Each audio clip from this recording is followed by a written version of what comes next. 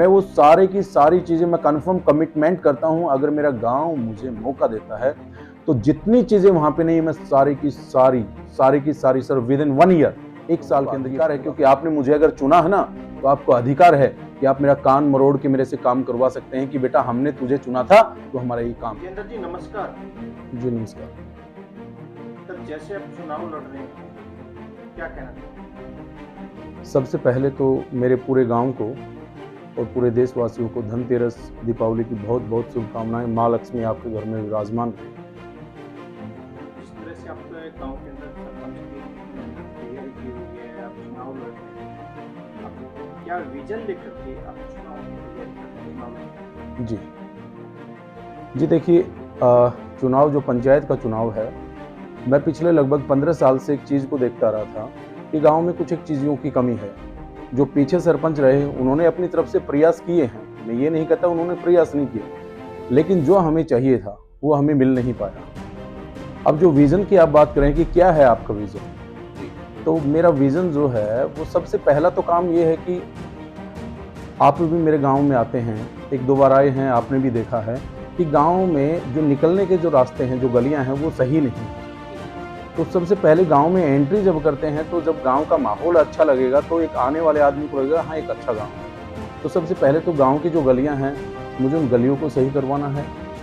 दूसरा, मेरे गांव के जो युवा बच्चे हैं, लगभग गांव में आप मान के चलें कि 50-60 ऐसे युवा बच्चे हैं जो युवा होने के बावजूद बेरोजगार हैं।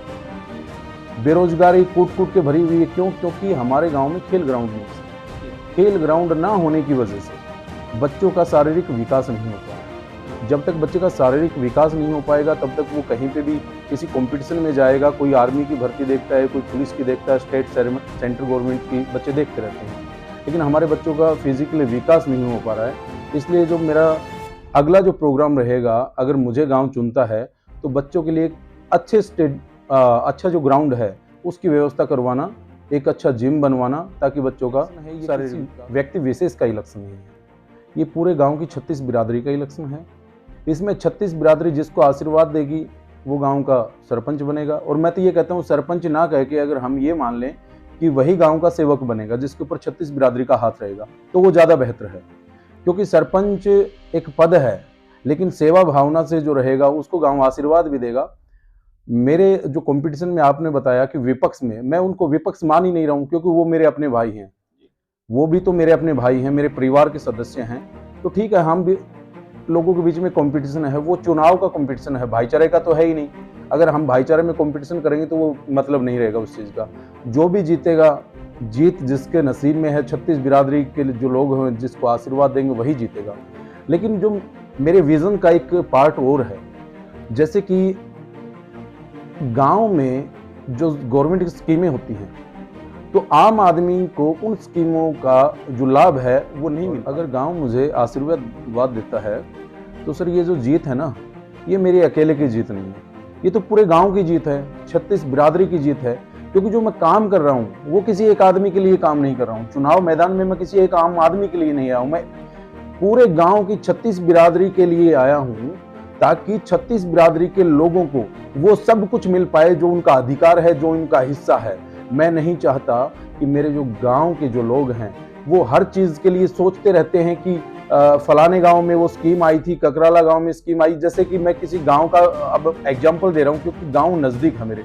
ककराला गांव में स्कीम आ गई, उस गांव में स्कीम आ गई, फलाने गांव में स्कीम आ गई, लेकिन स्कीमों के नाम पे मेरे गाँव में तो कुछ आता ही नहीं है। इवन यहाँ तक की बात है कि मनरेगा की भी अगर मैं बात करूँ ना, मैं एक स्कीम की बात करूँ, मनरेगा में भी हमारे गाँव में सर काम नहीं मिलता लोगों को। जिन लोगों के पास रोजगार का कोई साधन नहीं है वो लोग मनरेगा में काम करते हैं, लेकिन मनरेगा नाम की जो स्कीम है वो कागजों में स्कीम है, पेपर प्लान बन के रह गया। मेरे गांव के लोगों को उसका फायदा नहीं मिल पाता है। इसलिए मैं चाहता हूं कि अगर गांव मुझे आशीर्वाद देगा तो ये मेरी अकेले की जीत तो है नहीं, ये पूरे गांव की जीत है। और उसका श्रेय मैं लूंगा भी नहीं, उसका श्रेय मैं नहीं लूंगा, उसका श्रेय मैं अपने गाँव को दूंगा। क्यों? क्योंकि गाँव ने जो मुझे जिता के, जो गाँव मुझे जिताएगा ना, उसका पूरा दायित्व जो रहेगा वो गाँव पे रहेगा। और मैं गांव के जो लोग कहेंगे उनकी हर तरीके से बात मानूंगा। और मैं गांव के लोगों से एक अपील करूंगा, जिस दिन मैं आपकी बात ना मानूं तो आप लोगों को अधिकार है, क्योंकि आपने मुझे अगर चुना है ना तो आपको अधिकार है कि आप मेरा कान मरोड़ के मेरे से काम करवा सकते हैं कि बेटा हमने तुझे चुना था तो हमारा ये काम है। जिस तरह से योजनाएं की बात करते हैं कि काफी सारे गवर्नमेंट की योजनाएं जाती हैं, तो उनके बारे में क्या कहना चाहिए? जो सरकार की योजनाएं हैं, जो भी सरकार योजनाएं देगी, वो सारे की सारी जो योजनाएं हैं मेरे गांव में आएंगी, जो पंचायत में आएंगी, जो हर पंचायत में आती हैं, वो योजनाएं आएंगी। उन हर योजना को मैं गांव के प्रत्येक नागरिक तक पहुंचाने के पूरे प्रयास करूंगा। जिसमें एक्स्ट्रा अगर रोड की हमें कहीं ज़रूरत पड़ी, हम एक्स्ट्रा रोड भी बनवाएंगे। और बहुत सारी ऐसी चीज़ें हैं सर।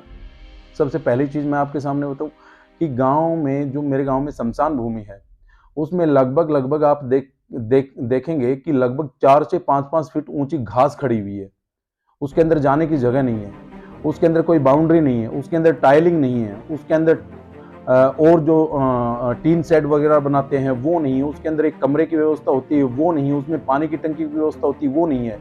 मैं वो सारे की सारी चीज़ें मैं कन्फर्म कमिटमेंट करता हूँ, अगर मेरा गांव मुझे मौका देता है तो जितनी चीज़ें वहाँ पे नहीं है मैं सारी की सारी सर विद इन 1 ईयर, 1 साल के अंदर ये पूरा काम करवाऊंगा। जी, तो लास्ट में क्या कहना चाहेंगे आपको? मैं वोटरों से एक अपील करना चाहूँगा कि सारे मेरे अपने भाई हैं, मेरे चाचा ताऊ, मेरी माताएं बहनें, चाची ताई, जितना हो सके ज़्यादा से ज़्यादा मुझे आशीर्वाद देने की कृपा करें। क्योंकि मैं तो आपके आशीर्वाद का प्रार्थी हूँ। वोट आपका रहेगा, मैं सेवक आपका रहूँगा, जीत आपकी रहेगी, मैं भी आपका रहूँगा। और सर मैं लास्ट में एक चीज़ कहना चाहूँगा, एक छोटा सा एग्जाम्पल है मेरे पास, मैं वो देना चाहूँगा मेरे गाँव वासियों को कि आप देखिए, जैसे कि आपके गाँव, आपके हर व्यक्ति के खेत में एक पेड़ होता है। जैसे हम मान लेते हैं कि आपके यहाँ पे एक जाटी का पेड़ है, आप उस पेड़ को हर साल थोड़ा करके काटते हैं, जिससे आपके घर में ईंधन होता है, जिससे आपके घर का चूल्हा चलता है। लेकिन अगर आपने उस पेड़ को एक दिन काट दिया ना, तो दोबारा आपके लिए वो यूजलेस हो जाएगा। एक बार यूज करेंगे फिर खत्म हो जाएगा। तो मैं आप लोगों को इस माध्यम से ये बात बताना चाहता हूँ कि मुझे एक पेड़ मान लीजिए, आप मुझे थोड़ा करके अगर काटेंगे ना, तो मैं जीवन भर आपके काम आऊँगा। लेकिन अगर आपने एक बार मेरे को उखाड़ के फेंक दिया तो मैं निसहाय हो जाऊँगा, फिर मैं कुछ नहीं कर पाऊँगा। तो मैं आपसे अपील करता हूँ कि मुझे भरपूर मात्रा में आशीर्वाद दे। मैं सदा आपके सामने नतमस्तक रहूँगा, आपकी सेवा करूँगा, ये वादा है। धन्यवाद। बहुत धन्यवाद सर।